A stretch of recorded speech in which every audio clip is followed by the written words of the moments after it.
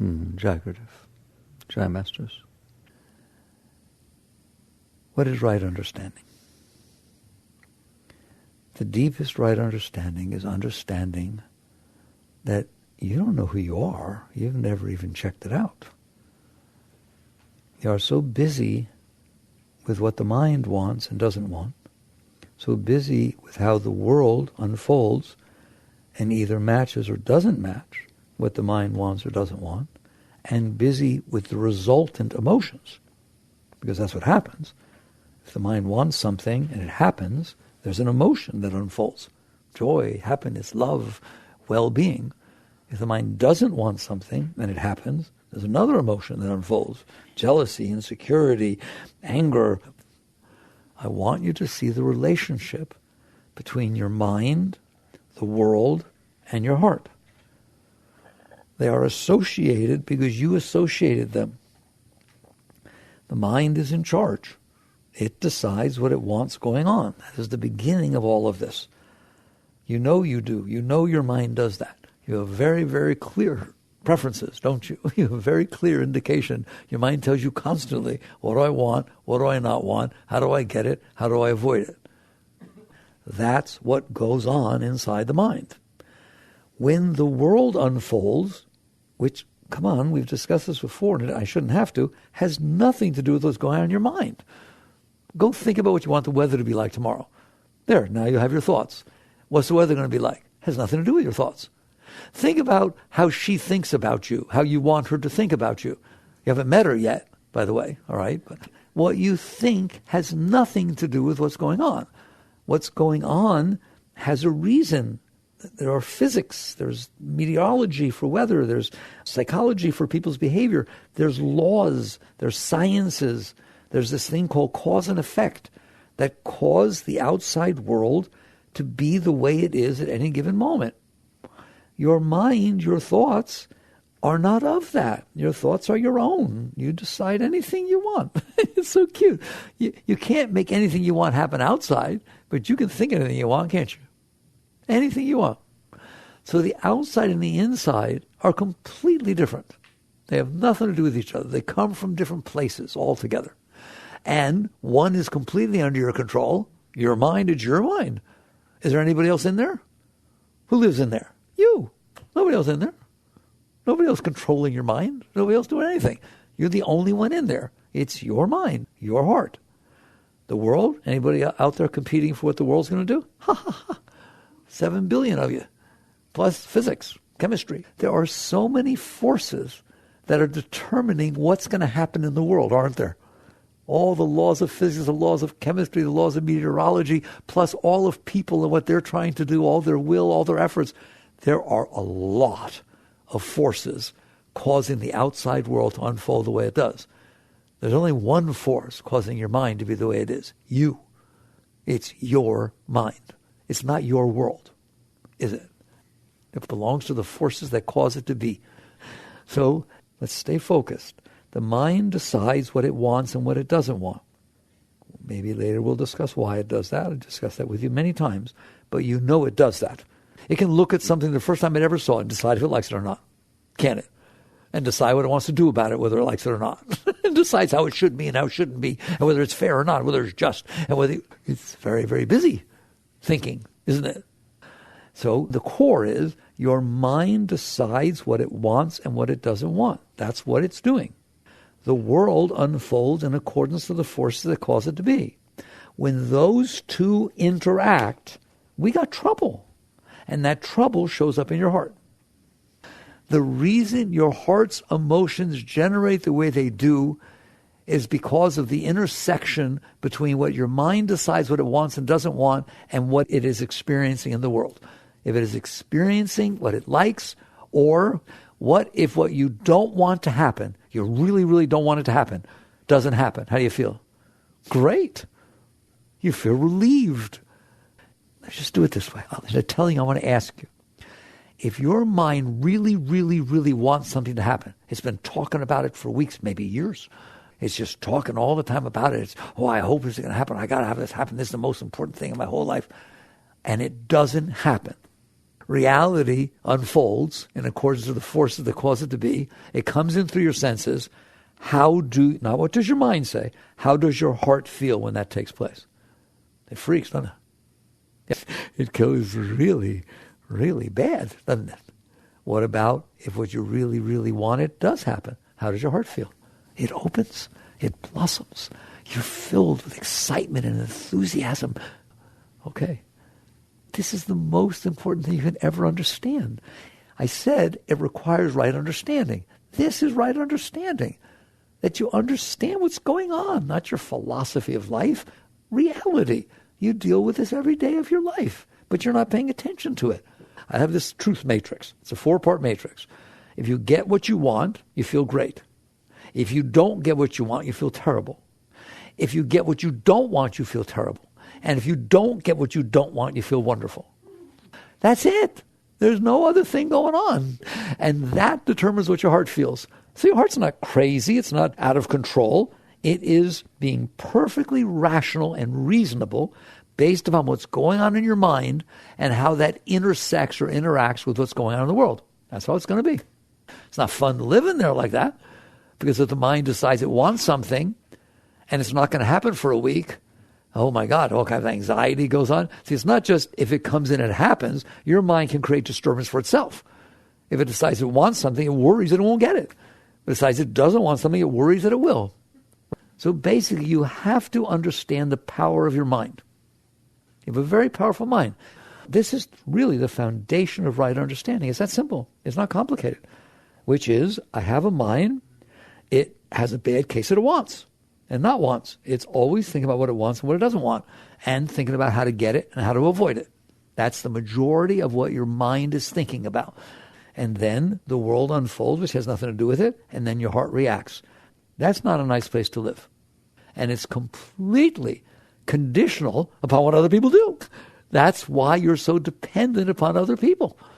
If I decide I want her to like me, I'm now completely susceptible to everything she thinks, to everything she does. If I tell her, oh, I want to see if she likes me, I say, oh, I really like the outfit you're wearing. And then she wears it again. Oh, my God. If she doesn't wear it, I'm freaking out. The only reason she wore it again is because her washer and dryer broke. It had nothing to do with her liking me. But in my mind, I did that, didn't I? Come on, who's guilty? Okay, that's what you do. And then you're crazy. You go crazy in there. Why? Because you can't be okay. You can't win at that game. And that is the game you're playing. You are in a lose-lose situation. Why? You don't even know why your mind decides what it likes and what it doesn't like. You're just subject to suffering because of what it decides.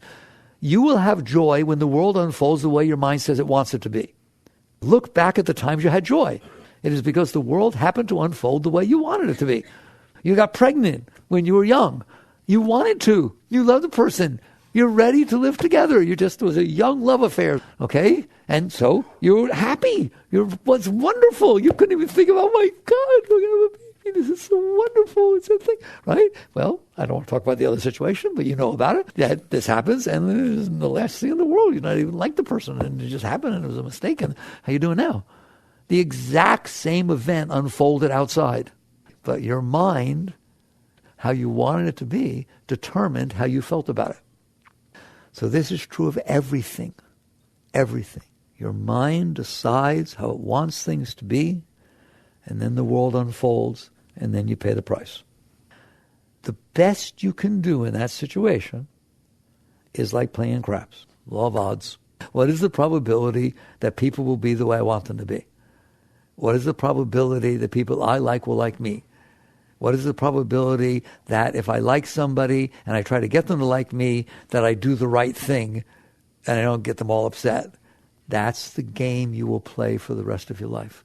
It's called suffering. You will suffer. And what's the probability that what I don't want to happen won't happen? I don't know. It's like there are a lot of different things can happen. And just because you don't want it doesn't mean it's not going to happen. Things happen, don't they? All right. So you lose. You lose. Because even the events, it took me a long time to watch this. I watched it for a long time. Even the things that Mickey wants to happen and then do happen, in fact, the more he would have wanted it, And then it happens, the more he's afraid of it losing it. It's called need. What is need? What is need? How come you need one thing and he needs something totally different? How come you need something today and you die if it happened tomorrow? Your needs change all the time. Needs are not anything real. They come from this too. Do not believe your needs. Your physical needs, sure, you got to eat something. Okay, I think we're done with that. I'm telling you, your needs that are balking at you all the time, telling you I need this, I need that, and I want this, they're nothing. They're nothing. They're a problem. They're not a solution. Your needs are as follows. My mind has decided that I like something. Therefore, in order to be happy, I need it to happen. My mind has decided it doesn't like something. Therefore, for me to be okay, I need it to not happen. It's always the exact same thing. You just boil it down to right understanding, which is my mind decides what it likes and doesn't like, and then I suffer. Then I'm in trouble. Because the only way I can be okay is if the world unfolds that way. But my mind is so silly that it doesn't say, look, I'm causing trouble by deciding what I like or not like. It does the opposite. It says, now that I know what I like and what I don't like, I need to figure out how to get it. I need to figure out how to make it happen or make it not happen. Now you're double neurotic. I already had you suffering just because it liked something and it didn't happen. That's not good enough. Now I have to decide what I need to make happen in a world. I don't know whether you see it the way I do, but when I look at that world, I see about 700 billion zillion forces causing it to be the way it is. Not to mention, historically through time, determined why it's the way it is now. If your great-great-great-great-grandmother didn't meet your great-great-great-great-grandfather, you ain't here. That's true of everything. That's true of every single thing in creation. It has history. That history passed through time and space and created the moment in front of you. What is the probability you're going to determine what the moment does next? Slim to nil. I mean, there's just no answer to that. There's no way in the world that you are in charge of what's going to unfold next. The forces of creation are in charge of what's going to unfold next. So the world is going to unfold. The mind, if left to its own, thinks that the way to make yourself happy is to decide what it wants and decide what it doesn't want. That's what it does. It's not evil. It's actually trying to serve you. It's trying to say, oh, look at you. You're sad. You're messed up. I wonder what we could get that would make you happy. I wonder what we could get rid of that would make you feel better, right? It's trying to serve you. Fair enough? Okay, it's your best friend. Not, all right? So it's not your mind's fault. It's your fault. If your car goes off the road and starts hitting things, it's not the car's fault. It's you. You're the driver. Same thing with your mind. Your mind is doing what it's doing because you asked it to. The soul, the indwelling being, said to the mind, I'm not okay in here. What needs to happen? You need to get married. You need to get divorced. You need to get married again. You don't ever get married again. I'm so tired. You need to change schools, change your major. You need to change your hair. You got to do something. That's what your mind does, isn't it? It's cute as a button. Not really, but it is, all right? So it's trying to tell you things that will make you happy. And it's trying to tell you things that you need to avoid that will make you not okay. That is what your mind is doing all the time, full time. When you can't sleep at night, sometimes you're restless, you can't sleep at night. I want you to check out what your mind's telling you. It just won't turn off. It's just busy telling you all this stuff. So basically, the next layer of the mind says, now that I have decided, bless your soul, what it is that needs to happen in this world that I have no control over, in order for me to be okay, I have to decide how to make it happen. And now it gets really interesting. You get a plot and a plan and a strategy. Oh my God, now you're really thinking, now you're cooking, all right? Now the problem is, watch this. I'm not going to go too deep into this. I'm lonely. You're messed up. You don't feel good. So your mind says, you need a new relationship. This is just not working out for you. So you just need to break up with the person, but I don't want to hurt them. It's okay. And you start having a whole discussion in there. Your mind has a discussion with itself. That's what I think is so cute. Your mind has both sides of the discussion, right? No, but I don't want to hurt her. I really like him and so on. I just feel I need more space. And I don't go, no, but come on, be kind. And think, oh my God, it's so cute. I wouldn't listen to that stuff if it was the last sound in the universe. Starting like in 1972, I decided if my mind was going to do that, I'd rather take an 8-ball, turn it over, and if it says maybe, yes, no. Listen to that, then I would listen to that garbage going on inside my mind. It's very clear. Part of what we're going to talk about is right practice. Part of right practice is discipline. I am telling you, back that early in my life, when I was 22, 23 years old, I looked at that and said, does he know what to do? Well, obviously not. He's arguing with himself. And every time he decides something, he finds something wrong with it. So I just asked him a very simple question. Okay, I'll listen to you. Do you have the answer? Give it to me. And he got quiet. Why? Because he doesn't have the answer. He just wants to think about it. He wants to think about it because he's not comfortable not having the answer. And if he thinks about it, it's better than nothing. And just be completely neurotic. So I got strict and I told him, you can talk. You can talk all you want. I'll listen to what you have to say if it is clear and that you are sure that this is the answer. If you're showing bifurcation, going back and forth, then you obviously don't have the answer, so there's no reason for me to listen to you. If you don't have the answer, you're not going to get there by being neurotic. All it does is make you more uncomfortable of not having the answer. So you start to look at the mind and realize what it's doing. It's not comfortable, you're not comfortable, the mind is trying to figure out a solution of what needs to happen for you to be okay, and then there's the part I like. So now you're not exactly sure what to do, so you come up with, I need a new relationship. Now what happens is the mind says, oh, I think that person's interesting. How do I get them interested in me? Notice now there's another problem. The problem was I was lonely. Now that problem blossomed into, how do I get that person to be interested in me? And then I decided if I pick her up with a Ferrari, back in high school and stuff, right? Or maybe even college. If I pick her up with a Ferrari, she'll be impressed and maybe she'll be interested in me. How do I get a Ferrari? That's why they say the mind multiplies like maggots. I had one problem. I'm lonely.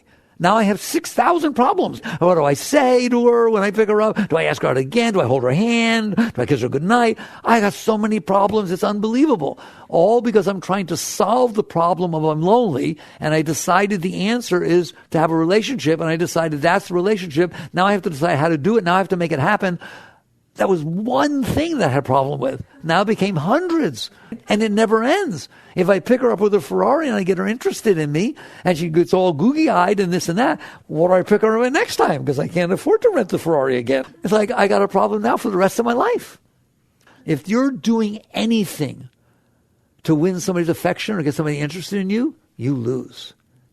Why? Because they're not interested in you. They're interested in the false facade you created to get them interested in you. And they may not know it, but you know it. And you will always be insecure in the relationship. Why? Because you're not real. You don't know how to act. You put a facade forward. And people do it all the time. All right? So all of this is showing you why we're not okay. And right understanding is to understand this. Are you willing to understand this? You can't win at the game of I'm not okay, mind, figure out how the world needs to be for me to be okay, and then figure out how to make it be that way. Look where it leads to. It's destructive to you. Because now not only do you have to try to make it happen, you have to worry that it won't. You have to think all the time how to make it happen. And plus you have to watch carefully. I once described to you the difference between seeing and looking. Seeing is what your eyes do. Is what your visual system does. There's objects out there, they come in, you see them. Looking is very different. Looking is I have a way I need it to be and don't want it to be, and et cetera, et cetera. And I'm checking out to see if it's going to be that way. And I have motive. Do you understand that? Seeing has no motive. A camera doesn't, it just sees.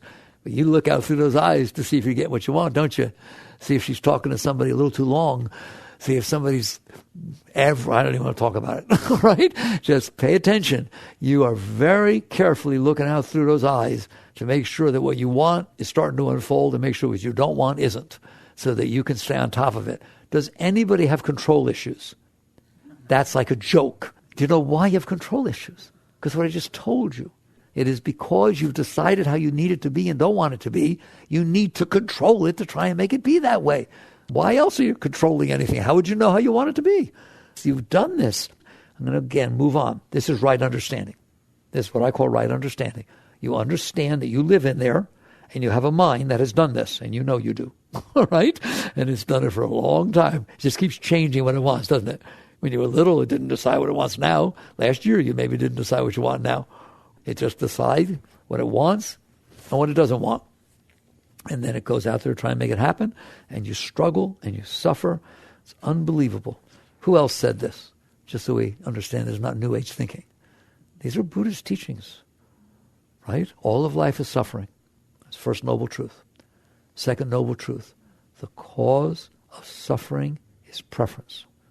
The cause of suffering is desire. The cause of suffering is having a way you want it to be. The third Zen patriarch said, the cause of suffering is setting aside what you like from what you don't like. Everything we just talked about. But you understood it when I said it, didn't it? That is the cause of your anxiety, isn't it? People say, I'm so anxious. I have so much tension and stress. Of course you do. How could you not? You've made up a world inside your head, and you're fighting every moment of your life to try to make reality match what's going on inside your head. And you wonder why you have tension. That's why you have tension. That's why you have fear. That's why you have anxiety. And you're not going to get rid of it by getting what you want or avoiding what you don't want.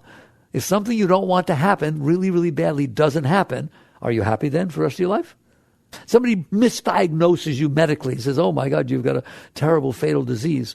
And you go to get ready, tell everybody, come back and say, I read the x-ray wrong. You'll sue them, I know. But I read the x-ray wrong. There's nothing wrong with you, right? Oh my God. I feel like a liberated new lease on life. It's wonderful. That'll last 2 days before your next problem comes up. Now what do I do? Oh my God, I planned for being sick and I left my job. And now I don't have a job. There is no peace in there. There's no well-being in there. And there will never, ever, ever be while you're doing it this way. That's right understanding. Setting aside what you like from what you dislike is a loser. That right there doesn't work. Well, what's the alternative? Is there an alternative? Yes. Yes, there is. Start by realizing that's not me doing that. I'm the one who notices that my mind is doing that. Every one of you shook your head yes when I asked, does your mind do that? How do you know? Because you are not your mind. You are the witness of your mind. You are, as Krishnamurti put it, the objective observer of your mind. You are the self, the Atman, the soul, the consciousness, the indwelling awareness. And one of the things you're aware of is that. Isn't that one of the things you're aware of, that your mind does that? Good. The trouble is you get in so close that you're not aware of it. You don't have perspective. You're too close. That's what meditation's about. That's what it means to let go. Relax and release. Let go. That is going to go on for a while. Let me warn you right now. Just because you understand this stuff, that's a foundation.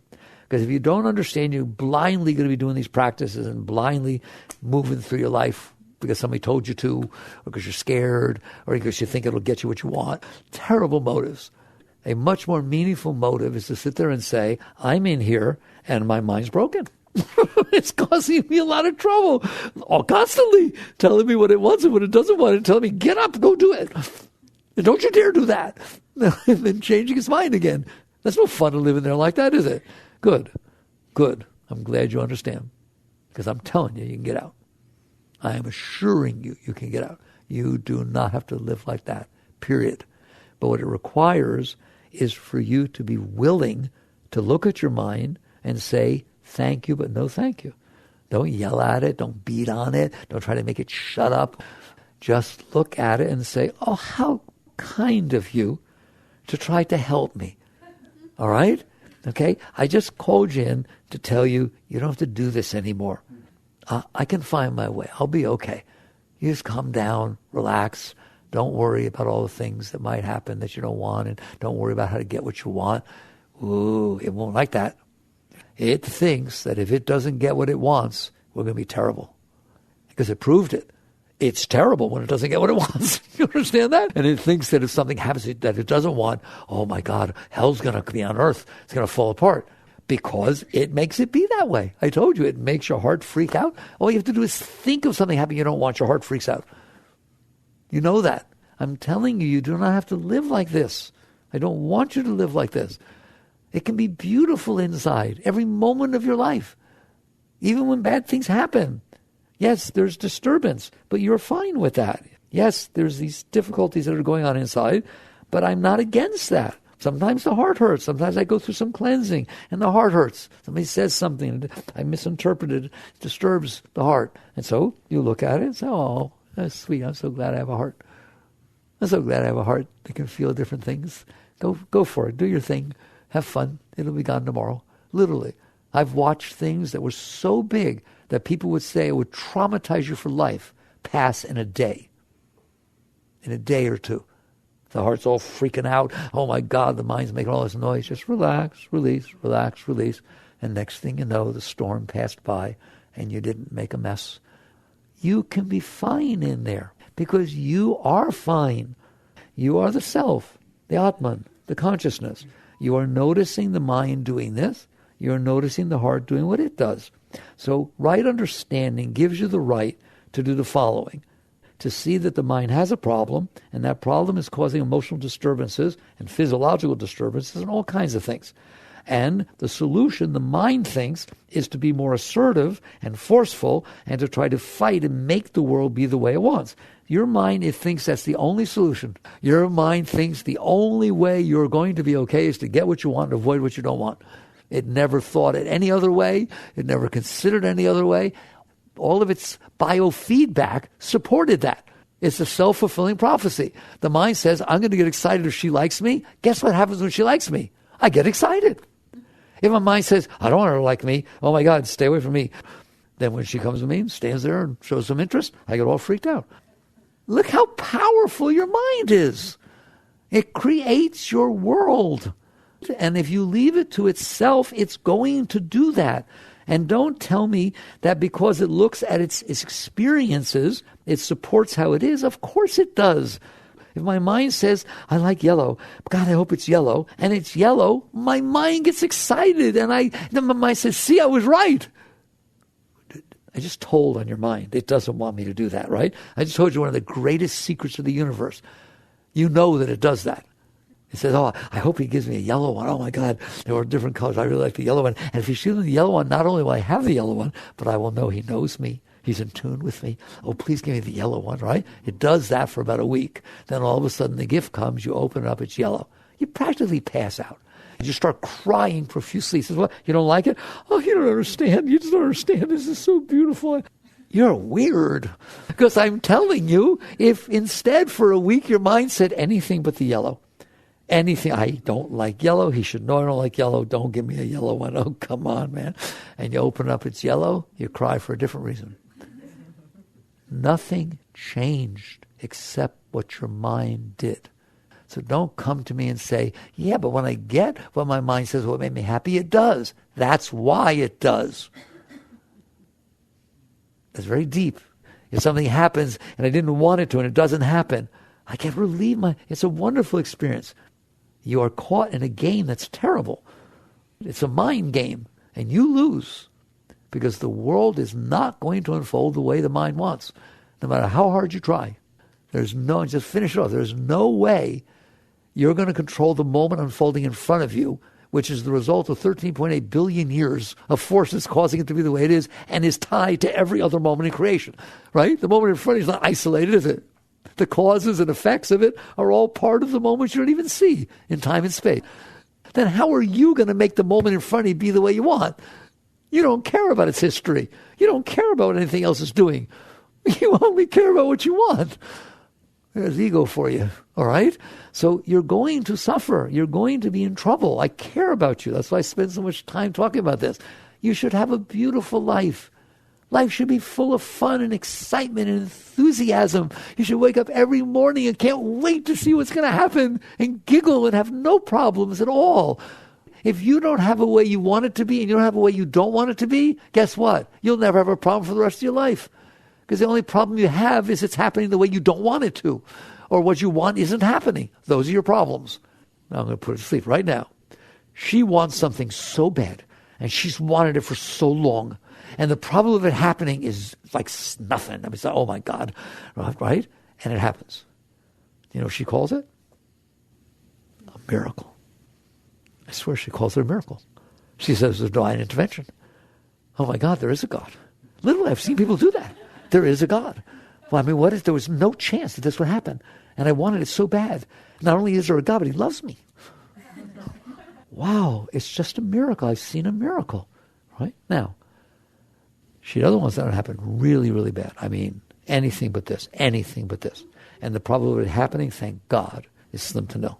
You know, the probability, everyone's just saying, don't worry, that's not going to happen. It can't happen. So it takes 6,000 forces to come together exactly as perfect way for that to happen. You don't worry about it. And it happens. Is that a miracle? You call that a miracle? You don't call that a miracle. You call it a curse. He said, there is no God. Now there's no God. And if there is, he hates me. The funny part about this is it's not funny. You really do call that which you want to happen a miracle if it happens, and that which you don't want to happen, right, and it happens, you call it a curse. One's proof of God and one's proof of not God. No, they're both proof of your mind. They're proof of the power of your mind. Do you understand that? Okay, now you have right understanding. And I'm telling you, your emotions just come along for the ride. Everyone makes a big deal out of their emotions. You watch and see whether your mind doesn't control your emotions. All right? Okay? Somebody dies. You didn't know them. How you doing? Somebody dies. Your mind remembers that you met them once, 5 years ago, but he was really nice. How's your heart doing? Get hurt. You got more history that the mind knows about. The mind decides how the heart feels. The truth of the matter is every death is the same. And somebody died. It's a loss. But unless your mind is involved, your heart doesn't have trouble. Your mind is running your heart, their personal heart. Don't sit there and make a big deal about what your emotions are until you see that they're completely related to what your mind wants and doesn't want, and what it wanted and what it didn't want. Sometimes you have bad emotion about the past, don't you? Yes or no? Things come up and make you feel weird about the past, right? You think your mind's not doing that? The past doesn't exist. The past doesn't exist except in your mind.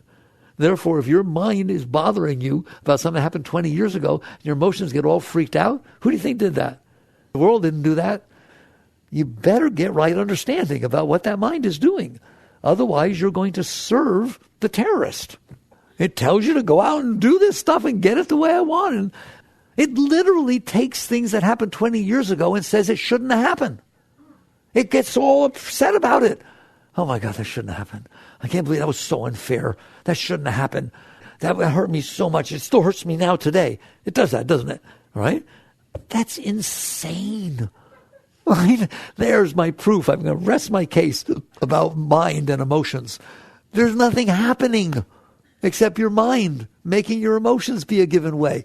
You could just as well, that exact moment, be thinking, look how beautiful the day is. God, there hasn't been nice days like this, and your heart feels wonderful. You can do anything you want with your thoughts. So your mind, so I'm going to rest with right understanding is you have a mind, and it is causing trouble because it's deciding how it wants things to be and not wants them to be, and then the world unfolds, and if it's not the way it wants, and et cetera, the emotions and so on. All right, what do I do about that? I'm just glad you asked the question. Thank you for asking.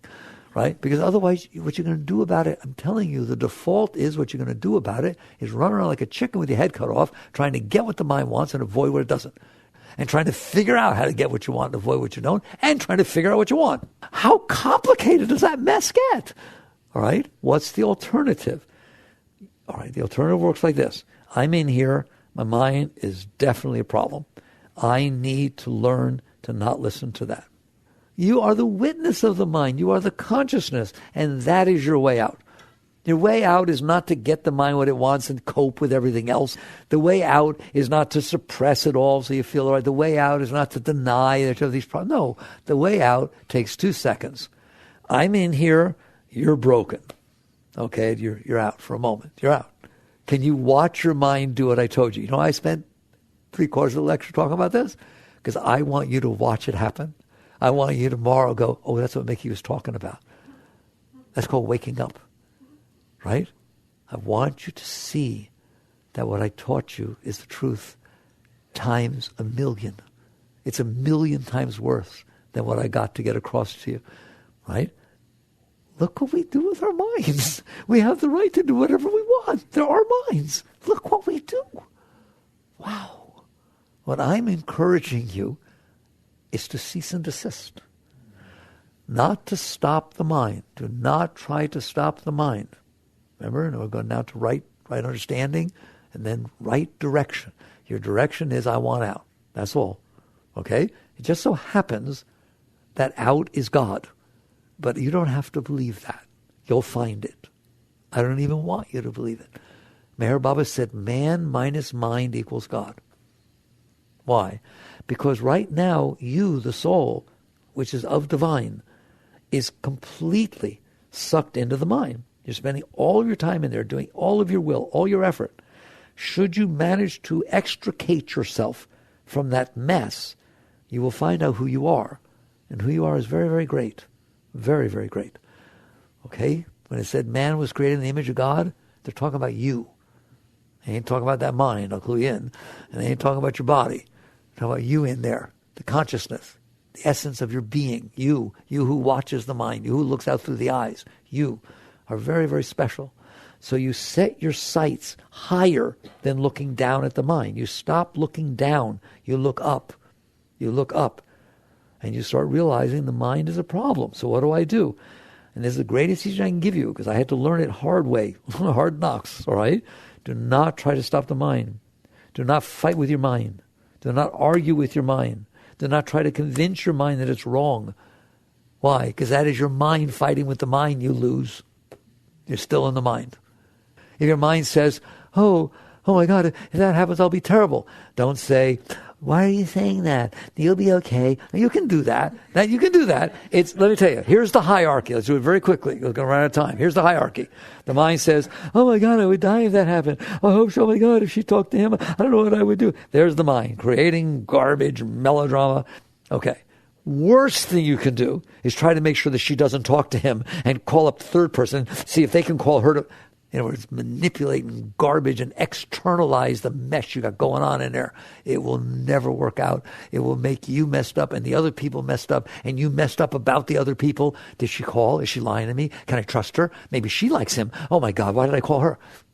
You cannot solve your inner problems by doing something outside. They just get dirtier and dirtier and they spread all out and come back and get you.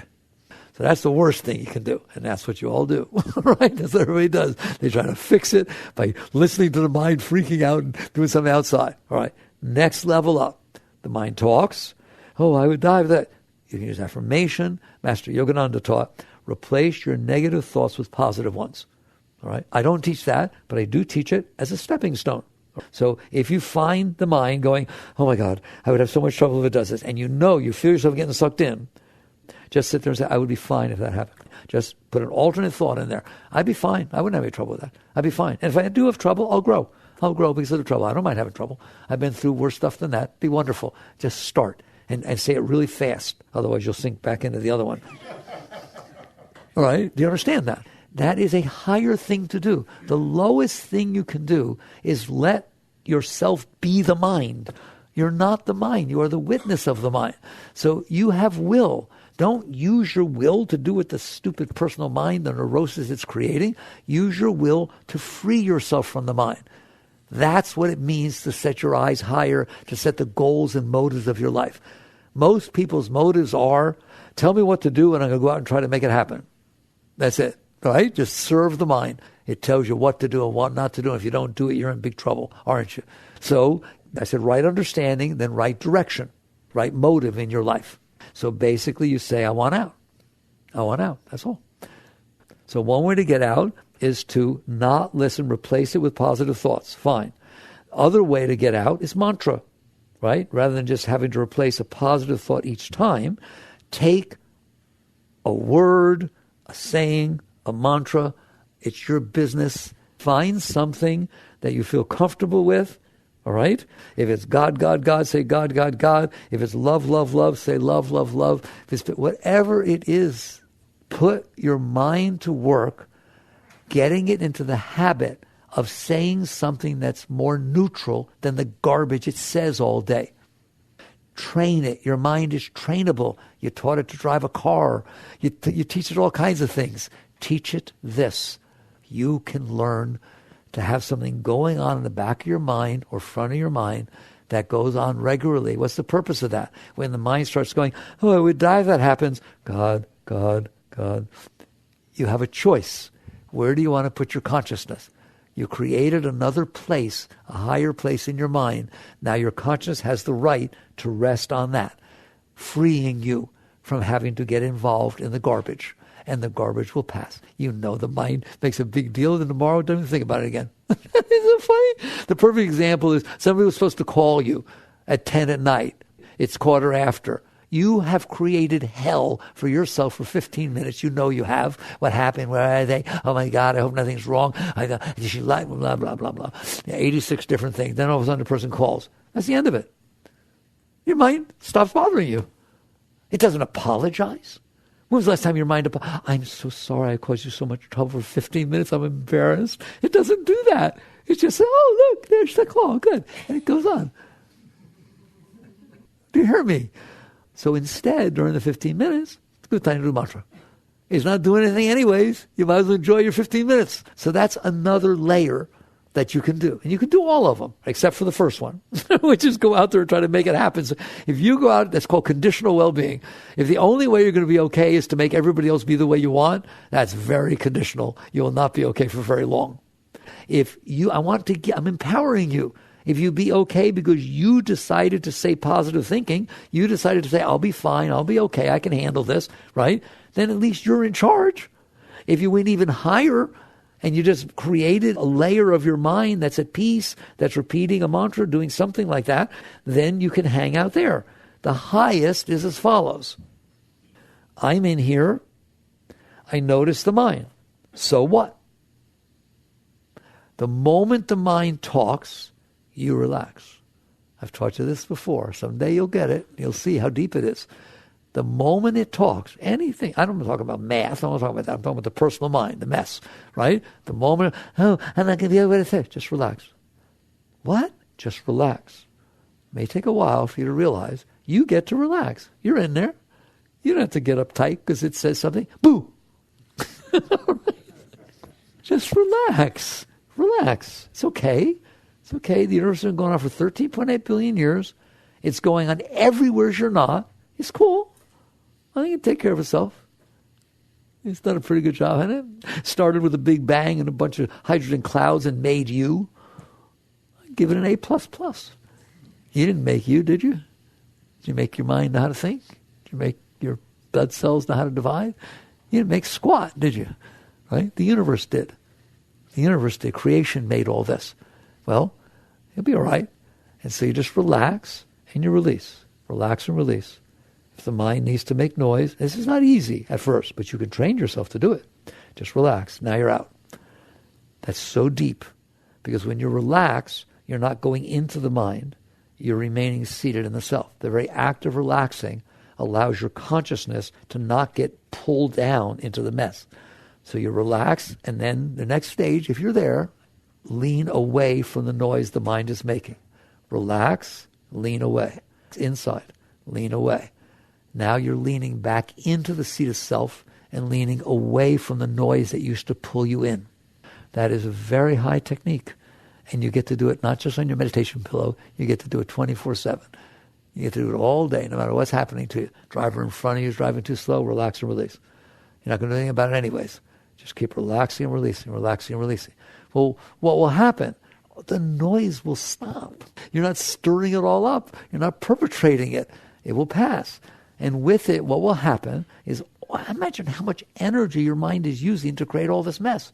There's a lot of juice getting used in there. Then you have to fight with it, and so on. All of that energy, which is better called chi, shakti, all of that energy is freed from the lower chakras, which create all that noise, and it automatically goes up all by itself. You don't have to do a single thing.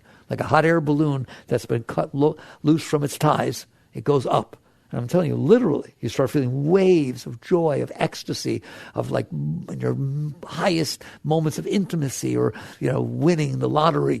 That which happens, the release of energy, all the time is going on inside of you, day and night, just waving up inside of you. Instead of that garbage, that was the energy that was inside of you, and you did this with it. You made it a knot. You made it fight with itself on 73 layers day and night. Let it go.